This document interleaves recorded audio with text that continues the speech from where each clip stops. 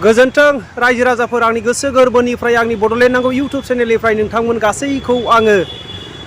आंनि गोसो गोरबोनिफ्राय बरायग्रोनानै लाग्रोनाय थाबाय। आङो दिनै नोंथांमोननि गेजेरावहाय लाबोनो सानदों बिक्रम दैमारि बिथाङा दिनैहाय जोंनि बिटिआर सुक्तिनि गेजेरजोंहाय माखासे जे साख्रिनि मोनथाय आरो जोंनि बिटिआर सरकारनि माखासे जे सुबिदाफोरखौहाय दिनैहाय माबायदि खालामगासिनो दङ आरो दिनैहाय बै समावहाय प्रमद बर' आरो गबिन्द बसुमतारी बिथांमोना घहर घहर नखर नखर साख्रि होनायनि मोनसे बाथ्राखौ बिथांमोनहा बुंबोबाय थादोंमोन। नाथाय दिनैसिमबो जे बिटिसिनि माखासे गोदोसोनानै थानाय जे पस्टफोरखौ दिनै बिथांमोनहा मावफुंनानै लानो हायाखै, सोसननानै लानो हायाखै। बे बाथ्राखौनो लानानै दिनैहाय बिथां जे बिक्रम दैमारिया मा बुंनो हास्थायदों नोंथांमोननि गेजेरावहाय आङो बेखौ लाबोनो सानदों। रायजो राजाफोर दिनैहाय नोंथांमोनहा खोनासंनानै नायदो। दिनैहाय गोजोन गोरोबथानि थाखायहाय माखासे जोंनि आफादनि मानसिफ्रा बिफ्रा गोबांथार गावनि न'खरखौहाय गारनानै हाग्रा बंग्रा थानायनि गेजेरजोंहाय गोबां दुखु खस्थ' जाबोनो गोनां जाबाय। नाथाय दिनैसिमबाबो सान्थि सुक्ति जादोंब्लाबो रायजो राजाफोर दिनैहाय गोबां जोंनि जोहोलावफ्रा जोलाव जोबथे जानानै थानायखौ जोङो नुदों आरो दासिमबो जोङो माखासे जे खामानिफोरखौहाय जे मावफुंजायै बेबायदि बाथ्राखौ जोङो नुदों रायजो राजाफोर। बिनिखायनो रायजो राजाफोर जोङो गाव गावनो सिनसियार जानानै बेबायदि थामथिम जानाया मोजां। बिनिखायनो जोंनि गासै जे जोहोलावफ्रा जेरै सांग्रां जायो आरो जोङो जेबायदि सुक्ति खालामदोंमोन बेबायदि सुक्ति जों मोननो हायो। बयबो सांग्रां जानाया मोजां। सासे सानैनि जे गादिनि थाखाय सिन्था धारना खालामोब्ला बे मोजां जानाय नङा रायजो राजाफोर। बिनिखायनो जोङो नेक्स्टआवहाय बिथांमोना बेबायदिनो केलेंकारियै बेबायदिनो लिजिलेस बा स्ल' मसनै बिथांमोना खामानि मावबाय थायोब्ला जोंनि माखासे इयुन जोलैनि जौगानांगौआ बेबायदिनो थाबथालांबाय थागोन। बेखौ जोङो नुहुरो रायजो राजाफोर। बिनिखायनो दिनैहाय जोंनि जे बिटिसि एरियायावहाय जोङो 70%ब्लाबो जोङो माखासे सुबिदाफोरखौ जोङो मोननांगौ। नाथाय दिनै जोंनि गासै माखासे जे 16टा डिपार्टमेन्ट आरो 10टा डिपार्टमेन्ट 26टा डिपार्टमेन्टखौहाय जे स्टेट सरकारनो हरफिननायजों लोगोसे जोंनि माखासे सुजुग सुबिदाया माइनास जानानै थालांनायखौसो जोङो नुदों रायजो राजाफोर। दिनै बिक्रम दैमारि बिथाङा मा बुंनो हास्थायदों नोंथांमोनहा खोनासंनानै नायदो। रिजार्भेसन मोनदोंबा दा बिटिआर कर्टखौ सनमान होनानै बिनिख्रुइ बांसिन 80% लानो हागोन नामा? फैबाय थानाय एसेम्ब्लियाव रन्जन दैमारिखौ सख'नांगौ। रन्जन दैमारिया जोंबायदि उदां अख्राङाव थानो मोननांगौ।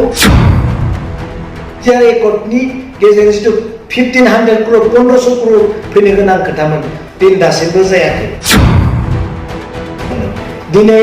आरो स्कुल प्रभिन्सियेलाइज खालामनायनि खोथा दङमोन नाथाय दासिमबो जायाखै। दिनै गोबां सेंग्रा सिख्लाफोरखौ जोहोलावफोरखौ रिक्रुटमेन्ट होनायनि खोथामोन, हाजार हाजार होनायनि खोथामोन नाथाय दिनैसिम जायाखै। अब्ला दिनै बेसेबां गाज्रि मोनजानाय रायजोजों सोंखारि जानाय पलिटिकेल पार्टि जागौमोन बे बिपिएफ। गिबियावनो आं नोंथांमोनखौ हामबाय होनदों। नोंथांमोननि चेनेलनि गेजेरजों आङो थोंजोङै दिनै जोंनि बिटिआरनि बा बिटिसिनि जोहोलाव सेंग्रा सिख्ला लाइमोनफोरनि थाखाय मोननैसो खोथा क्लियारिफिकेसन आं खालामनो नागिरदों। आरो बेनो जाहैबाय जोंहा थांनाय जिथु स्टेट लेभेलनि थार्ड ग्रेड आरो फर्थ ग्रेड जिथु जोंहा इन्टारभिउ जादोंमोन रिक्रुटमेन्ट, बेवहाय गोबां साननानै दङमोन जे गोनो गोथो जादोंमोन जे जोंनि बिटिसिनि पस्टआबो स्टेटआव इनक्लुसिभ दङ नामा, स्टेटआ जोंनि बिटिसिनि पस्टआवनो इन्टारभिउ फाथिबाय नामा बेखौ सानना दंमोन। नाथाय आं क्लियारिफिकेसन दिनै नोंथांमोननि सिगाङाव होनो नागिरदों। दासिम बिटिसिनि पस्टआ स्टेटआव इनक्लुसिभ गैथ'वा। बेखौ आं नोंथांमोननि गेजेराव उइथ इभिडेन्स आं होबाय। नोंथांमोनहा जिथु इभिडेन्स मोनाब्ला जों फोथायनो हाया होननानै जिथु बुंदोंमोन, बेखाय आं इभिडेन्स आं नोंथांमोननि गेजेराव बुंबाय। दा नैबे लेटार आंनाव गोबां लेटार फैदों स्टेटनिफ्राय। आं जिथु कमिसनारियाव थांदोंमोन बे लेटारखौ आंनो हरदों। बेयाव बर्तमान पस्टआव बिटिसिनि पस्टआ स्टेटआव इनक्लुसिभ गैथ'वा। खिन्थु आं नैबे लेखानि सोमोन्दै आं उनाव बुंगोन। थार्ड ग्रेड आरो फर्थ ग्रेडनि रिजाल्टआ जाखांनायनि उनावसो आङो नैबे लेखानि सोमोन्दै आं नोंथांमोननि गेजेराव बुंगोन। बे उदालगुरियाव 65 पस्टखौ सोर लागोन बेखौ आं उनाव बुंगोन। आरो जायफ्रा दिनै सरकाराव दङ बिथांमोननि कमेन्टखौ आं नायग्रोगोन बिनि उनावसो आं नैखौ बुंगोन दा आं रावनोबो होथ'नो हाया बे लेटारखौ आं उनाव नोंथांमोननि सिगाङाव बुंगोन दा नोंथांमोना गोनो गोथो जानो नांला बिटिसिनि पस्टआ एज इट इज दङ जेब्ला इन्टारभिउ फाथिगोन नोंथांमोना इन्टारभिउआव मोजाङै जिरायनो थाखाय प्रिपेयार जानानै थानांगौ आं दिनै सेंग्रा सिख्ला लाइमोनफोरखौ खावलायदों खिन्थु बाट जोंनि बिटिसिआ जेब्ला रिक्रुटमेन्ट होगोन जोंनि रिजार्भेसना बेसेबां जागोन सिगाङाव 70%आ 80% जागोन ना खमायगोन बेखौ दिनै जों बुंनो हाथ'वा खिन्थु आं सानगोन आं बुंगोन दिनै बै समाव हाग्रामा महिलारिनि समाव 70% जोंनि लाइमोन सेंग्रा सिख्लाया जुदि रिजार्भेसन मोनदोंबा दा बिटिआर एकर्डखौ सनमान होनानै बिनिख्रुइ बांसिन 80% लानो हागोन नामा दिनै आं बेखौसो दिनै रायजो राजानि सिगाङाव बुंगोन आरो गभर्नमेन्टखौ खावलायगोन नोंनि बिदा फंबायानो जेन प्रायरिटिखौ मोनो बे बिटिआर एकर्डनि जुगिदे आरो बिनिख्रुइ बांसिन एनडिबि लाइननि जायफ्रा दिनै एकर्ड खालामबाय बिथांमोननि थाखायसो दिनै जिथु बिटिआर एनडिबि लाइनआ बांसिन प्रायरिटिखौ मोननांगौ होननानै आङो नोंथांमोननि सिगाङाव बे खोथाखौ बुंगोन मानो होननानै बुङोब्ला दिनै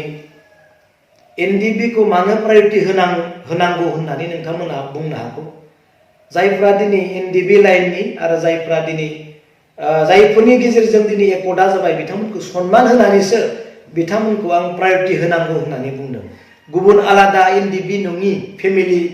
गैयि मानसिफोरा सेंग्रा सिख्ला बिदि गाज्रि बिदि मनोभाब लानाङा आरो साननाङा नोंथांमोना अननानै बे एनडिबि लाइननि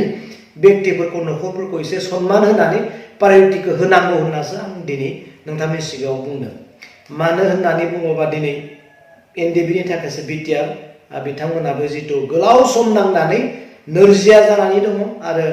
गोबां न'खरफोरा दिनै हालाय हाफाय जानानै दङ बिथांमोनखौ अननो थाखाय नोंथांमोनखौ खावलायदों दा दिनै नोंथांमोना बुंनाय बायदि सोंनाय बायदि आं बुंनो सानदों दिनै रन्जन दैमारिनि खोथाखौ आं दाखालि बुंखांबाय जे रन्जन दैमारिखौ थारैनो उदां अख्राङाव फैजानायखौ लुबैमारदोंब्ला रायजोआ जिखौ लुबैदों बेखौ गभर्नमेन्टआबो दिनै जुदि लुबैदोंब्ला मोनसेल' राहा दङ आं दाखालिबो बुंबाय बे राहायानो जाबाय फैबाय थानाय एसेम्ब्लियाव रन्जन दैमारिखौ सख'नांगौ रन्जन दैमारिया जोंबायदि उदां अख्राङाव थानो मोननांगौ बिटिआर एकर्डनि सासे सागानगिरिया होननानै फैबाय थानाय एसेम्ब्लियाव नाम्बार 1 बिनि थाखाय बिल पास जानांगौ होननानै आं दिनै बुंगोन आरो बिनिफ्राय साबसिन माबाफोर दङबा खालाम नाथाय बिनि अनगा कुनु साबसिन गैया होननानै आं दिनै सानो एसेम्ब्लियाव पास खालामनानै दिनै स्टेटआव हरनाय जागोन आरो स्टेटआवबो जायफ्रा बिपिएफनि एमएलए इउपिपिएलनि एमएलए बर' बिजेपि एमएलए कंग्रेस बर' एमएलए बिथांमोना बर' एमएलएफोरा दिनै स्टेटआव बेखौ प्लेस खालामनांगौ उत्थापन खालामनांगौ बिनि उनाव दिल्लीयाव थाङो सुप्रिम कर्टआव थाङो ना प्रेसिडेन्टनियाव थाङो बिटिआर एकर्डनि सनमानखौ लानानै आरो एसेम्ब्लिनि जिथु पास खालामनाय बिल बेखौ लानानै जेन आवगायलांनो हायो दिनै आं बेखौसो खावलायगोन दिनै बिटिसि एसेम्ब्लियाव नायदो सोर मानसिया दिनै रन्जन दैमारिखौ लानानै बिल पास खालामनायाव सोर प्रटेक्ट होगोन सोर मानसिया दिनै बे बिलखौ लाबोनाङा होननानै बुंगोन दिनै बे समाव जों नुनो मोनगोन निस्सय आं सानो बेयाव रावबो प्रटेक्ट होनाय नङा रावबो बिनि बिलखौ पास खालामनाय नाङा होननानै जुदि बुंनाय नङा होननानै आं दिनै सानो बेनिखायनो खावलायदों बयबो बेखौ जेन गोसोआव लाखियो दिनै नोंथांमोना सोंनाय बायदि आं बेखौ बुंगोन हाग्रामा महिलारिया गभर्नमेन्ट खालामनो मोनैयाव जाथिया माफोर लस जादों ना जायाखै आं दिनै बेखौ बुंनो साना बा प्रमद बर' गभर्नमेन्ट खालामनायाव जाथिया लाब जादों ना लस जादों आं बिनि सोमोन्दै आं बुंनो साना नाथाय मोनसे खोथाखौ आं दिनै गावनिफ्राय बुंगोन दिनै हाग्रामा महिलारिया गभर्नमेन्ट खालामनो मोनैयाव लाब जादों होननानै आं दिनै बुंगोन जाथि खोथाखौ आं बुंथ'वाखै मानो होननानै बुङोब्ला पलिटिकेल हिसाबै दिनै हाग्रामा महिलारिया गावनो लाब जादों आरो बिपिएफआ लाब जादों होननानै आं बुंगोन मानो होननानै जुदि सोङोब्ला आं बेखौनो बुंगोन दिनै बिटिआर एकर्ड जानायनि उनाव जिहेतु मानगोनां प्रमद बर'आ दिनै गभर्नमेन्ट खालामबाय दा गभर्नमेन्ट खालामनाय समाव दासिमबो जितु जाथ'वाखै जोंहा एकर्डआव थानाय हिसाबै सिमा बारिनाय दिनै दासिमबो जायाखै जाथ'वाखै जुदि हाग्रामा महिलारि गभर्नमेन्ट खालामनायमोनब्ला जुदि सिमाया बारियाखैबा दाया सोरनियाव जागौमोन हाग्रामा महिलारिनियाव जागौमोन जोंहा बिटिआर एकर्डनि गेजेरजों जिथु 1500 crore 1500 crore फैनो गोनां खोथामोन दिन दासिमबो जायाखै बिनि दाया सोरनियाव जागौमोन हाग्रा मुलि बिथांनियाव जागौमोन दिनै आरो स्कुल प्रभिन्सियेलाइज खालामनायनि खोथा दङमोन नाथाय दासिमबो जायाखै बिनि दाया सोरनियाव जागौमोन हाग्रा मुलुगनियाव जागौमोन आरो दिनै गोबां सेंग्रा सिख्लाफोरखौ जोहोलावफोरखौ रिक्रुटमेन्ट होनायनि खोथामोन हाजार हाजार होनायनि खोथामोन नाथाय दिनैसिम जायाखै दाया सोरनियाव जागौमोन हाग्रा मुलुगनियाव जागौमोन दिनै रन्जनजों लोगोसे एनडिएफबिनि केडारफ्रा जेलाव दासिमबो दङ बिनि दाया सोरनियाव जागौमोन हाग्रा मुलुगनियाव जागौमन बिनिखायनो दिनै आं सानो हाग्रामा महिलारि बिथाङा गभर्नमेन्ट खालामनो मोनैयाव लाब जादों ना लस जादों नोंथांमोनानो दिनै मिथिगोन अब्ला दिनै बेसेबां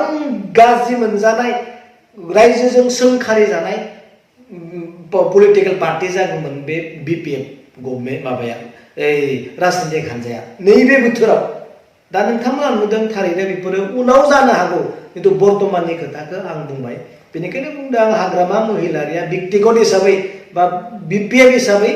जेबो लस जायाखै होननानै आं सानो नाथाय आरो इउपिपिएलआ मा लाब जादों मा लकसन जादों बेखौ उनावसो मिथिगोन 5 बोसोरनि उनावसो मिथिगोन दा बेनिखायनो आं आरो गोबां बुंबावनो सानाखै एसेखौनो बुंनानै आं दोनथ'यो गोजोन्थों